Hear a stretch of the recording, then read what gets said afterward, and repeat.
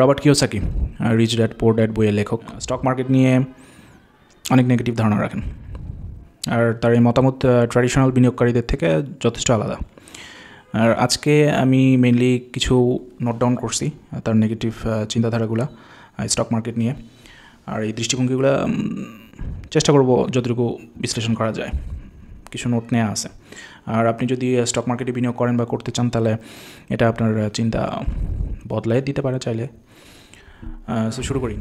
Number 1, stock মার্কেটে আপনার নিয়ন্ত্রণ নেই। কিওসাকির মতে স্টক মার্কেটে বিনিয়োগকারীরা কোম্পানির ম্যানেজমেন্ট আর বাইরের বাজারের প্রভাবের উপর সম্পূর্ণভাবে নির্ভরশীল। আর কিওসাকি পার্সোনালি এমন কোনো বিনিয়োগ পছন্দ করেন না যেখানে তার সরাসরি নিয়ন্ত্রণ নাই। আর কন্ট্রারি, তিনি এমন বিনিয়োগ পছন্দ করেন যেখানে তার সরাসরি নিয়ন্ত্রণ আছে, যেমন রিয়েল অ্যাসেট বলতে গেলে গোল্ড, রিয়েল এস্টেট বা নিজের কোনো ব্যবসা এরকম। আর কিওসাকি বলেন যে আমি এমন কোম্পানিতে বিনিয়োগ কেন করব যেখানে আমার কথা বলার কোনো অধিকার নেই। এখন এই পয়েন্টটা নিয়ে একটু জাস্ট কথা বলার প্রয়োজন। স্টক মার্কেটে যে কোম্পানিগুলো এনলিস্টেড থাকে তাদের এজিএম হয়, আর সেই মিটিংয়ে শেয়ার হোল্ডাররাও তাদের মতামত রাখতে পারে। সো কথাটা আসলে কমপ্লিটলি ট্রু না যে স্টক মার্কেটে বিনিয়োগ করলে সেখানে কথা বলার কোনো অধিকার নাই। নাম্বার 2, স্টক কোনো বাস্তব সম্পদ না। কিওসাকির মতে আসল সম্পদ হলো ট্যাঞ্জিবল অ্যাসেট, যেমন রিয়েল এস্টেট, স্বর্ণ, গোল্ড, যেগুলো সরাসরি ফিজিক্যাল এক্সিস্টেন্স আছে, কিংবা এরকম কোনো ব্যবসা যেখানে নিজের নিয়ন্ত্রণ আছে। আর স্টক তার দৃষ্টিতে পেপার অ্যাসেট, যেটার কোনো ফিজিক্যাল এক্সিস্টেন্স নাই, কোনো রিয়েল ভ্যালু নাই।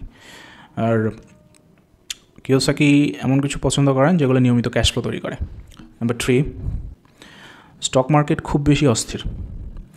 স্টক মার্কেট অত্যন্ত অস্থির, যেখানে দাম ওঠানামা করে গুজব, অর্থনৈতিক পরিস্থিতি আর বাজারের সংবাদে। কিওসাকি মনে করে যে বেশিরভাগ মানুষ আসলে বাজারে মন্দার সময় আতঙ্কিত হয়ে পড়ে, প্যানিক সেল করে আর ক্ষতির সম্মুখীন হয়। আর তার মতে দীর্ঘমেয়াদে স্টক মার্কেট থেকে সম্পদ তৈরি করা অনেক ঝুঁকিপূর্ণ। যদিও তার এই মতের বিপরীতে অনেক মানুষই করে দেখাইছে যে স্টক মার্কেট থেকে দীর্ঘমেয়াদে ভালো সম্পদ তৈরি করা যায় যদি এডুকেটিভ রিস্ক নেওয়া যায়। নাম্বার 4, স্টক মার্কেট ইনসাইডারদের জন্য উপযুক্ত, বিনিয়োগকারীদের জন্য না, সাধারণ বিনিয়োগকারীদের জন্য না। কিওসাকির মতে স্টক মার্কেটে প্রায়ই একটা খেলা হয় যা মেইনলি ইনসাইডারদের জন্য তৈরি করা হয়। আর ইনসাইডার বলতে ইনস্টিটিউশনাল ইনভেস্টর, ফান্ড ম্যানেজার, যারা কোটি কোটি টাকার ফান্ড ম্যানেজ করে। আর সাধারণ বিনিয়োগকারীরা প্রায় ভুল সময়ে স্টক কিনে ক্ষতির সম্মুখীন হয়। উদাহরণস্বরূপ তিনি বলছে যে আপনার কি মনে হয় যে সাধারণ মানুষ ওয়ারেন বাফেটের মতন একই সময়ে স্টক কিনবে? একেবারেই না। আচ্ছা, এখানে বলে রাখা ভালো যে কোডগুলো আসলে ইংলিশ থেকে বাংলায় ট্রান্সলেট করা হয়েছে, যতটুকু কাছাকাছি অনুবাদ করা যায়, যেহেতু কন্টেন্টটা বাংলায়, সো বাংলায় বলার জন্য। সো নাম্বার 5, লভ্যাংশের আয় সীমিত। ডিভিডেন্ড থেকে যে আয়টা হয় সেটা খুবই সীমিত। কিওসাকি বলে যে কিছু কিছু স্টক ডিভিডেন্ড প্রদান করলেও তার মতে এগুলোর পরিমাণ খুবই কম, যেটা বড় কোনো প্রভাব ফেলে না, সিগনিফিক্যান্ট কিছু না। আর কিওসাকির মতে রিয়েল এস্টেটের মতন অ্যাসেট বেশি বেশি মাসিক ক্যাশ ফ্লো তৈরি করে আর ট্যাক্স সুবিধা দেয়। যদিও বাংলাদেশের পার্সপেক্টিভে স্টক মার্কেটে ইনভেস্ট করলেও ট্যাক্স রিবেট পাওয়া যায়। নাম্বার 6, ট্যাক্স আর বিভিন্ন কস্ট মুনাফা কমিয়ে দেয়।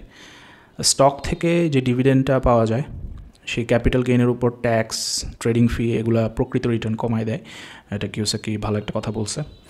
আর কিওসাকি বলছে যে রিয়েল এস্টেটে ডিপ্রিসিয়েশন আর ট্যাক্স রিবেটের মতো উল্লেখযোগ্য সুবিধাগুলো পাওয়া যায়। কিছুক্ষণ আগে যেটা বললাম যে বাংলাদেশের স্টক মার্কেটেও আমরা ইনভেস্ট করলে ইনভেস্টররা ট্যাক্স রিবেট পায়। নাম্বার 7, স্টক মার্কেট এক প্রকারের জুয়া। এই পয়েন্টটা মোটামুটিভাবে বাংলাদেশ না, ওয়ার্ল্ডের সবাই ধারণ করে, লালন করে। বিশেষ করে যারা পড়ালেখা না করে স্টক মার্কেটে বিনিয়োগ করতে আসে, তাদের কাছে এটা জুয়া হবে, এটাই স্বাভাবিক। কিওসাকি কেন বলছে সেটার আলাদা অবজারভেশন আছে, তবে ডেফিনেটলি তিনি পড়ালেখা করেই ইনভেস্টমেন্ট করেন। সো কিওসাকি বলেন স্টক মার্কেট বিনিয়োগ না, এটা জুয়া খেলার মতন, কারণ বেশিরভাগ মানুষ প্রকৃত বিচার বিশ্লেষণ করা ছাড়া দাম ওঠানামার উপর নির্ভর করে, প্রত্যাশা করে শেয়ার কেনাবেচা করে। সো ডেফিনেটলি ট্রু, সাধারণ বিনিয়োগকারীরা সেভাবে পড়ালেখা করে না। কিন্তু আসলে কিওসাকি এটাকে ক্যাসিনোর সাথে তুলনা করছে যে এটা থেকে আপনি অনেক বড় গেইন পাইতে পারেন অথবা ভালো একটা লাভ হইতে পারবে, কিন্তু বেশিরভাগ মানুষই এখান থেকে ক্ষতির সম্মুখীন হয়। এখন কথা হচ্ছে যে অন্যান্য বিজনেসে যেভাবে মানুষ ভালো করে যাচাই বাছাই করে বিজনেসটা কারা চালাচ্ছে, তাদের ফাইন্যান্সিয়াল স্টেটমেন্ট, অন্যান্য জিনিসপত্র দেখে একটা সিদ্ধান্ত নিয়ে বিনিয়োগ করে, ঠিক তেমনিভাবে স্টক মার্কেটে একটা বিজনেস। এখানেও ডেফিনেটলি ইনভেস্ট করার আগে কোন কোম্পানিতে আমি ইনভেস্ট করতেছি, তাদের পরিচালনা পর্ষদটা কী, তাদের ফান্ডামেন্টালি কীরকম স্ট্রং, তারা লং টার্মে কীভাবে চিন্তাভাবনা করতেছে, সব জেনে ইনভেস্ট করা দরকার। তাহলে সেক্ষেত্রে এটা জুয়া হয় না। নাম্বার 8, সিস্টেম নির্ভরশীলতা তৈরি করে। কিওসাকি সমালোচনা করে বলছে যে স্টক মার্কেট মানুষকে চাকরি থেকে রিটায়ারমেন্টের যে একটা প্ল্যান থাকে, মানুষ চাকরি করার পর রিটায়ারমেন্ট প্ল্যান করবে, যেভাবে আগায় স্টক মার্কেট ইনভেস্টমেন্ট করলেও মানুষ এবং একটা নির্ভরশীলতা তৈরি হয়ে যায়।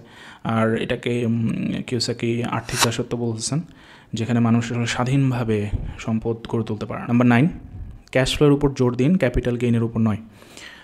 কিওসাকি বলেন যে প্রকৃত সম্পদ আসে ক্যাশ ফ্লো থেকে, দাম বাড়ার প্রত্যাশা থেকে না।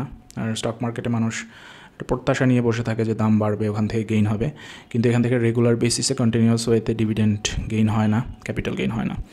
আর কিওসাকি বলছে যে রিয়েল এস্টেটে যেই ভাড়া, কোনো ফ্ল্যাট ভাড়া দিলে সেই ভাড়াটা আগে থেকেই অনুমান করা যায়, আর সময়ের সাথে সাথে সেটা আরও বাড়তে থাকে। সো এক্ষেত্রে রেগুলার একটা ক্যাশ ফ্লো জারি থাকে।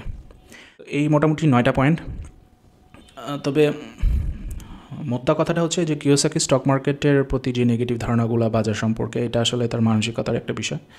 আর তিনি মেনলি আসলে মানুষকে এরকম সম্পত্তির দিকে মনোযোগ দিতে বলেন যেটা তারা নিয়ন্ত্রণ করতে পারবে, যেটা ক্যাশ ফ্লো তৈরি করে।